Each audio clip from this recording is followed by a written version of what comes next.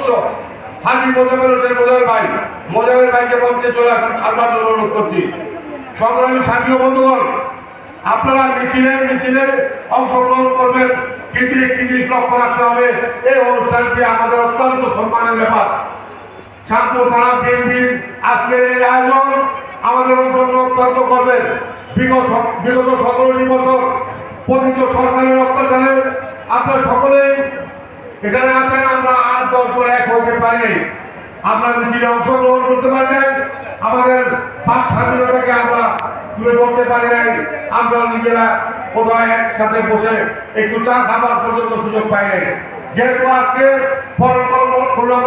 আমাদের সুযোগ সৃষ্টি করে দিয়েছেন, আপনাদের কাছে অনুরোধ থাকবে যারা মিছিল নিয়ে আসবেন তাদের আসবার পথে যাতে কোনো বিঘ্নতা সৃষ্টি না হয়, আপনারা বসে পড়লে মাঝে রাস্তাটি খালি করে দিলে তারা সুন্দরভাবে এসে অংশগ্রহণ করতে পারবেন। তাই আপনাদের কাছে সকলে অনুরোধ করছি, আপনারা মাঝের রাস্তাটি, চলাচলের রাস্তাটি খালি করে দেবেন।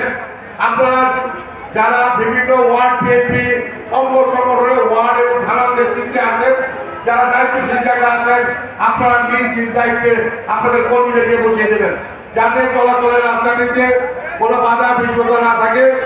আমাদের সকল নেতা কর্মী